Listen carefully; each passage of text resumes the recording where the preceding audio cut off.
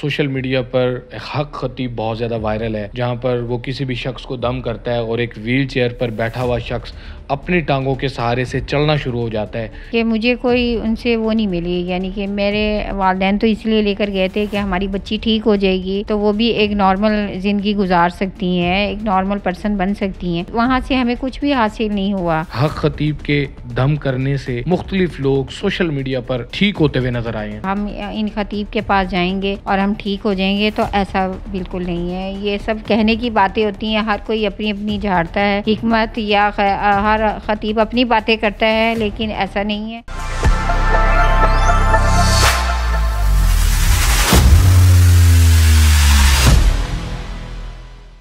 Social media پر ایک حق خطیب بہت زیادہ وائرل ہے، جہاں پر وہ کسی بھی شخص کو دم کرتا ہے اور ایک ویل چیئر پر بیٹھا ہوا شخص اپنی ٹانگوں کے سہارے سے چلنا شروع ہو جاتا ہے۔ اس حوالے سے کیا کہیں گے؟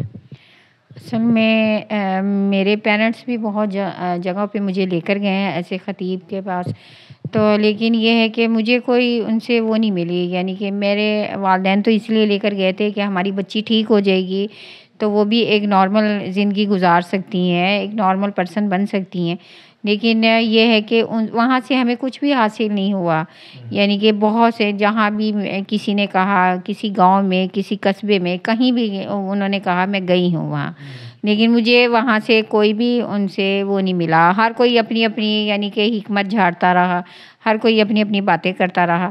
اور میں یہی کہوں گی کہ میری طرح کے اور بھی جو اگر ڈسیبل جا رہے ہیں ان خطیبوں، تو وہاں اپنا ٹائم ویسٹ نہ کریں، وہ اپنا ٹائم ضائع نہ کریں۔ جو ٹائم میں ضائع کر چکی ہوں نا ان کے پیچھے، تو وہ نہ کریں۔ اپنی جو ہے نا اہمیت، ان کی اہمیت زیادہ ہے۔ اگر ہماری اہمیت ہے، ہمیں لوگ جانتے ہیں، ایک عزت ہے، تو ان کی بھی ہو سکتی ہے اس معاشرے میں۔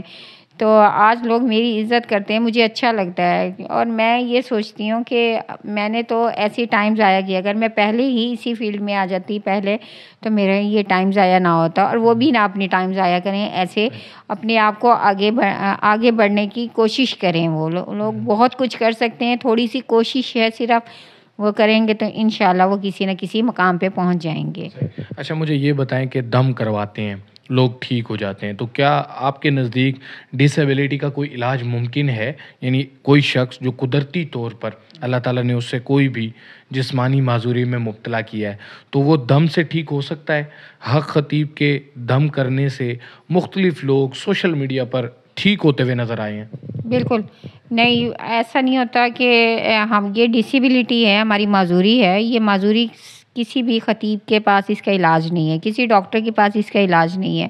یہ تو ایک سمجھ لیں کہ پیسہ بھی ضائع کرتے ہیں پیرنٹس سے، اگر ڈاکٹر کے پاس جاتے ہیں یا کسی خطیب کے پاس جاتے ہیں تو یہ پیسہ ضائع کرنے والی بات ہوتی ہے۔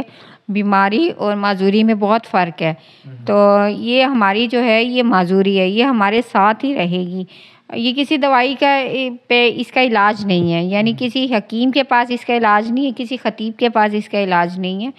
تو باقی یہ ہے کہ ہم لوگ اگر یہ سمجھیں کہ ہم ان خطیب کے پاس جائیں گے اور ہم ٹھیک ہو جائیں گے، تو ایسا بالکل نہیں ہے۔ یہ سب کہنے کی باتیں ہوتی ہیں، ہر کوئی اپنی اپنی جھاڑتا ہے حکمت، یا ہر خطیب اپنی باتیں کرتا ہے، لیکن ایسا نہیں ہے۔